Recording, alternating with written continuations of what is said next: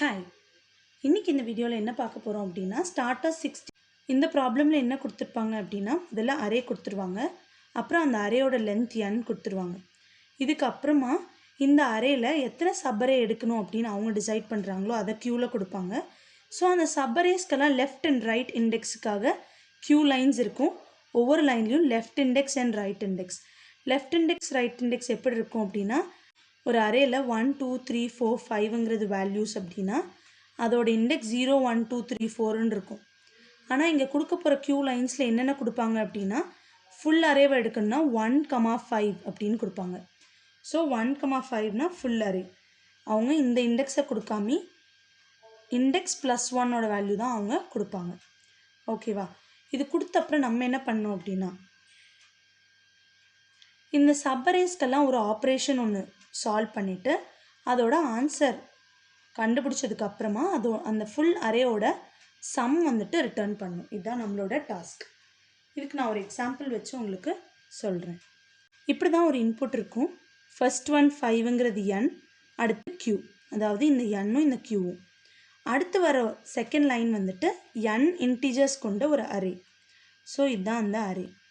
அடுத்து 1 5 3 4 2 2ங்கிறது என்ன? q lines. இது q1 q2 q3ங்கிற மாதிரி சபரே 1 சபரே 2 அண்ட் சபரே 3. இதில் லெஃப்ட் அண்ட் ரைட் பொசிஷன்ஸ் கொடுத்துட்டாங்க.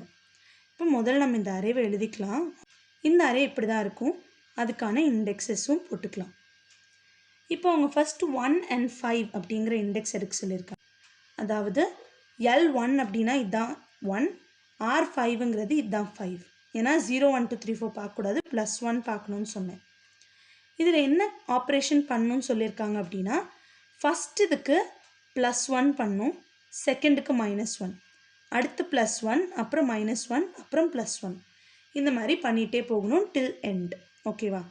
ஸோ முதல்ல 1 and 5 கொடுத்துருக்காங்க. ஸோ இதை நம்ம 2, இதை ரெடியூஸ் பண்ணால் 2, ஆட் பண்ணால் 5, ரெடியூஸ் பண்ணால் 3, ஆட் பண்ணால் 3. இது Q1க்கான ஆன்சர். Q2ங்கிறது என்னது? 3 and 4. இதில் 1 2 3 and 4. ஸோ இதுதான் L, இது R. ஸோ 2 2 இந்த 3 அப்படியே இருக்கும். இதை ஆட் பண்ணுறோம், இதை மைனஸ் பண்ணுறோம். ஓகே. அடுத்து Q3ங்கிறது 2 and 2 தான் கொடுத்துருக்காங்க. அப்போ இதுதான் L, இதுதான் R. ஸோ 2 6 2 3 அப்படியே இருக்கும். 2 மட்டும் என்ன ஆகும்? 1 இன்க்ரீஸ் ஆகும்.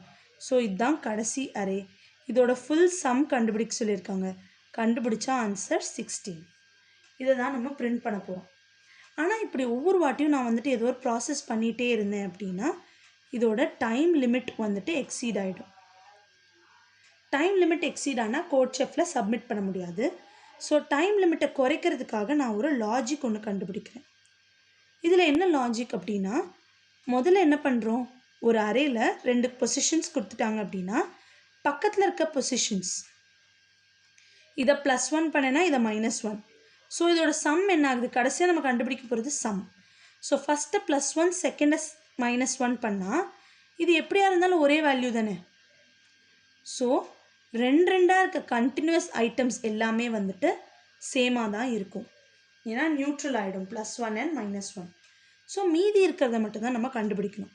ஆனால் அது ஃபுல் அரேக்கு நம்ம கண்டுபிடிக்கலாமான்னா கூடாது. அவங்க என்ன சப் அரே கொடுத்துருக்காங்களோ அதுக்கு தான் நம்ம கண்டுபிடிக்கணும். ஸோ 1 and 5ன்னு சப் அரே கொடுத்துருக்காங்க. 1 and 5னா டோட்டலாக அதில் எத்தனை எலிமெண்ட்ஸ் இருக்கும்? இது ரெண்டுத்தோட டிஃப்ரென்ஸ் 4 +1ங்கிறது தான் அதோட எலிமெண்ட் கவுண்ட். எலிமெண்ட் கவுண்ட் 5ஆக இருந்துச்சு அப்படின்னா சம்மை 1 இன்க்ரீஸ் பண்ணணும். அதுவே இந்த இடத்துல 3 and 4 கொடுத்துருக்காங்களா? நான் இதோட டிஃப்ரென்ஸ் 1 +1 வந்துட்டு 2, 2ங்கிறது ஈவன். ஸோ எஸ்ஸே எதுவுமே பண்ண போகிறதில்ல. ஓகே.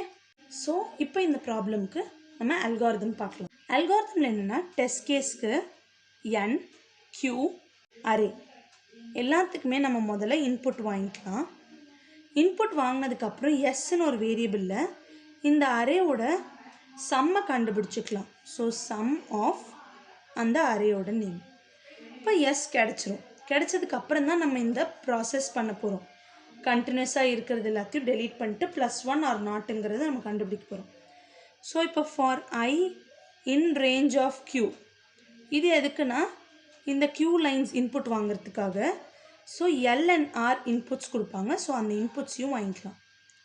இன்புட் வாங்கினதுக்கப்புறம் நம்ம என்ன பண்ண போகிறோம், இதோட டிஃப்ரென்ஸ் வந்துட்டு 4ங்கிறது ஈவனாக இருந்துச்சு அப்படின்னா 1 ஆட் பண்ணுறோம்.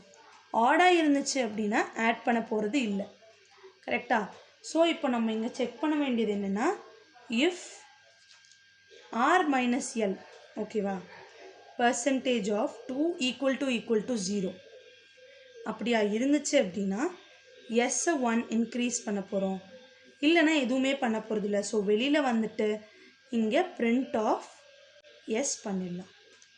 That's all. அல்காரிதமில் எக்ஸ்பிளைன் பண்ண மாதிரி பைத்தானில் கோட் எழுதியிருக்கேன், பார்க்கலாம். டீக்கு டெஸ்ட் கேஸஸ்க்கு இன்புட் வாங்கிட்டேன். அப்புறம் ஒவ்வொரு டெஸ்ட் கேஸ்குள்ளேயும் NQA மூணுத்துக்கும் இன்புட் வாங்கிட்டு அந்த ஏங்கிற அரேயோட சம்மை வந்துட்டு எஸ்ல ஸ்டோர் பண்ணியிருக்கேன்.